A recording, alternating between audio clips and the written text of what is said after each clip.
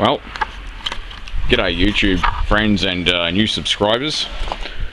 And I thought I'd just do a video on what you guys can expect within the next, month, 2 months. This is some of the parts that I've actually been ordering recently for this car. It's got 352,000 kilometers on it, and the tire ends have actually replaced before, but they were just aftermarket cheapies to get it past a roadworthy, and they've technically got nothing wrong with them, but well, the boots are a little bit perished, which the aftermarket ones seem to do. And I've got to actually do the inner tire ends or rack ends, because they're definitely worn. They're original 352,000 Ks. This is the part number on the genuine tire end. I only just have to show you guys and girls, just what the genuine thing looks like. It's got a nice nylon spacer block or rubbing block. It also helps seal the top of the rubber boot better. The boot's nice and thick. It also seems to be coated in wax, which I noticed none of the aftermarket tire ends seem to be. But they're quite nice. The boxes were actually in a lot better condition before they were posted, but they're only cardboard boxes. I also have a new center bearing. That's what this is, and all the crap that goes with it. This is just the washers and things, which, they obviously help seal out dirt and all that sort of stuff. It's also got a new circlet. Anyway, this is actually it's actually rubber. The inside bit and the outside bit are actually rubber mounted, so you're not going to see it on the video, but anyway, it's obviously to stop vibrations and whatnot, and that's $34. They're not that expensive, and they're a pretty common item to need replacing. You'd expect that anyway. This one's never been replaced. Like, you guys would be actually quite surprised, because half the people tell me, the Holden's are shit, but I tell you what, like, this car's had the piss flogged out of it. Honestly speaking, it's towed a double horse float for its entire life until 5 years ago when I bought it, and I don't exactly nurse this thing along and just kind of pet the accelerator pedal. Every time I go on the freeway on-ramp, it gets nailed to the floor. Traffic permitting, of course, so it's not like I nurse it along and take it easy.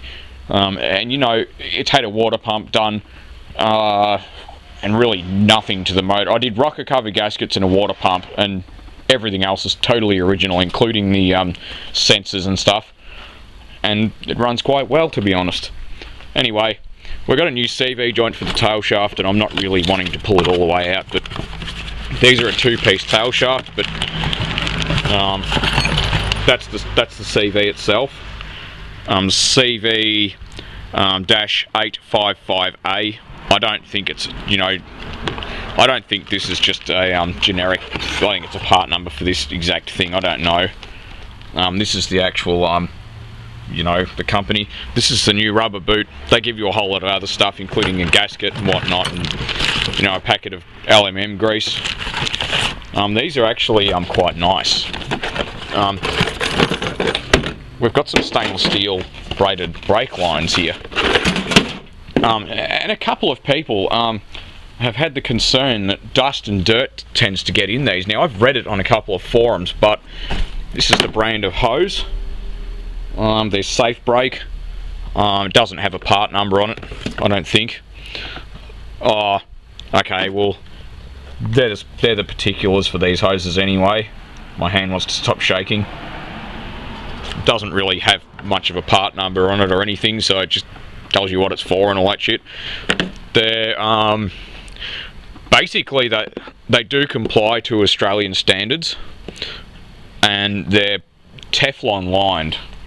But the point I was making is that these hoses are actually then coated with, I don't know, vinyl or something over the stainless steel braiding to keep that in good condition. So it was $220 for the whole set for the car, which is these ones are for the rear calipers, and it's actually starting to rain slightly. And this one goes between the diff and the hard line on the body itself. These ones are obviously for the front wheels. They give you new copper washers, which you need because they're the seals, and the same thing with these. They give you these new copper washers. So the advantage of these is that they have a very, very low, almost zero expansion coefficient under heavy braking, which means you should get a much harder pedal and more positive braking action. It's not necessarily going to improve your braking performance, but I look at, you know, the feel of, you know, the steering and the feel of the brake pedal. I look at that as just as important as the actual outright braking performance. To be honest, you need less and less power to brake really hard at higher speed because you're covering a lot more distance, you know. You'll have to notice that when you're slowing down from a high speed, you just have to tap the brakes and it slows down pretty quickly. Obviously, if you jams the brakes on, in this car it's got no ABS, so you lock up the wheels instantly. But at low speed it takes a lot more oomph to actually lock the wheels up because you're not going very fast. But anyway, I'm going to keep this video short, partly because it's a high def video. It's probably the first one I've ever uploaded. But yeah, so you can expect videos about that. I've never done a tail shaft CV joint.